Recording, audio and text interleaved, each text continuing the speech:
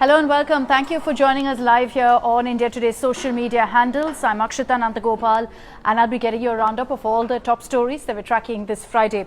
The biggest headline is a political one coming in from battleground Bengal.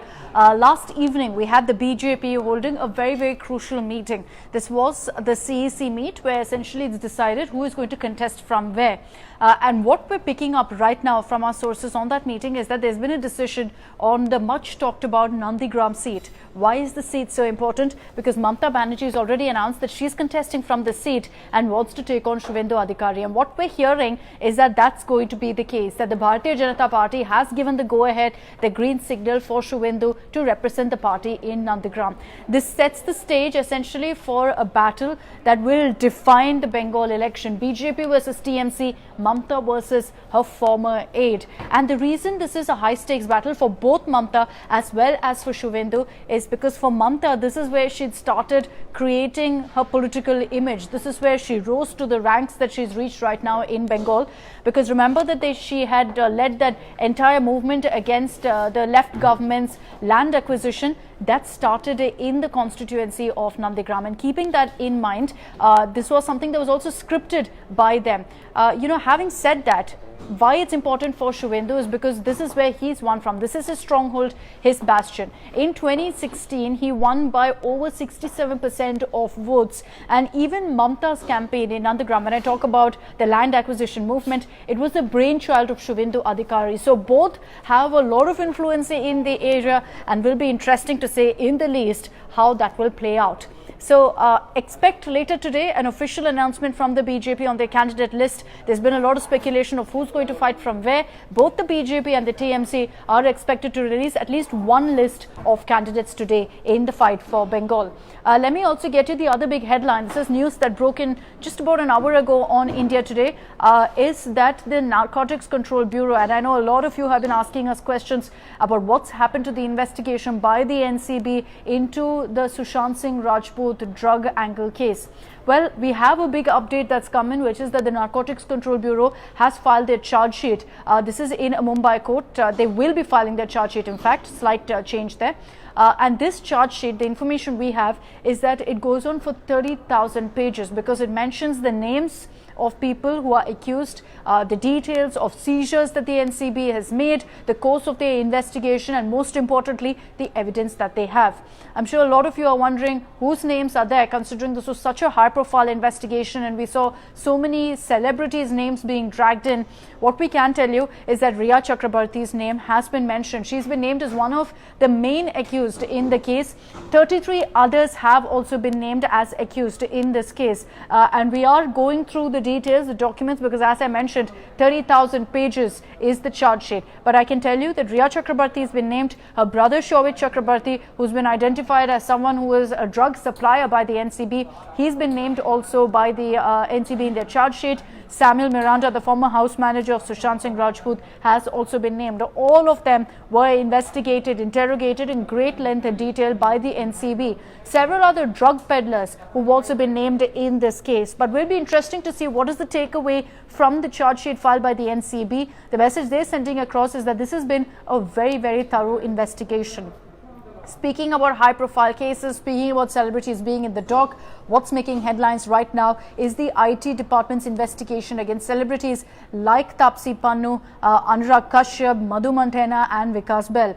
What we can get you details of is information of the evidence, the allegations against Taapsee Pannu. And these are sources in the income tax department who've confirmed to us that there is a charge against her of tax evasion that goes up to the tune of 25 crore rupees. That's what the income tax department suspects here. That's what prompted the raids. Now, what they're saying is that there's been unaccounted money that's been identified worth about 5 crore rupees that's been detected. They're also questioning whether, she underplayed how much she got as a film signing amount for different projects. So all of this is being looked into. Another allegation that we've picked up is that they're saying Taapsee has deleted some incriminating data from her personal devices at home, and that's something they're looking into. If I talk about the charges against someone like Anurag Kashyap, they're saying that, this is a massive case that they're looking into, because according to them, there's been bogus expenditure by Anurag Kashyap under the now defunct Phantom Films, which Anurag was a part of. He made bogus films and then put it as an expenditure worth 5 crore rupees. They are also worth 20 crore rupees, I beg your pardon. And then there is also the allegation that he undervalued Phantom Films shares by up to 350 crore rupees. So when you talk about the allegations against Anurag Kashyap and the firm Phantom Films, which means Vikas Bahl, Madhu Mantena, the charges get a lot more serious, because they're saying that there is tax evasion of close to 600 crore rupees. This is something that's being looked into. I know a lot of you will be wondering what kind of evidence is there at hand. Well, that is something that the investigation will throw up in a later stage. Right now, these allegations of tax evasion, of bogus expenditures, all of that is being looked into by the authorities. Taapsee as well as Anurag have been questioned for 2 days now, yesterday and the day before, 2 consecutive days that they've been questioned. We are expecting that today also they could be called in. They are cooperating with the agencies, that much we know. There's been a lot of politics on this. I'm sure you've seen the kind of reactions that have come in. Celebrities divided, politicians divided, the opposition saying this is political vendetta, the BJP saying let the agencies do their job. Kangana Ranaut, who's been very, very vocal on several issues, has time and again taken on Taapsee Pannu as well, has used this opportunity again to lash out at Taapsee and call her a tax chore. So we'll get you the latest reactions on that story. Let me also tell you about the fight against coronavirus. The numbers are going up, bit of a worry there, but our vaccination drive is now moving forward solidly and smoothly. Unfortunately, in an election season, everything is politicized, and that's what we're seeing with regards to the vaccination drive as well. The Covaxin controversy, Bharat Biotech's vaccine, when the government had given its nod for emergency use authorization, we all remember the kind of politics that played out over that. Well, now with the efficacy data coming out for the phase 3 trials, the clinical trials have proved that there's 81% efficacy for Bharat Biotech. And remember that this was a trial of 25,800 people conducted completely in India.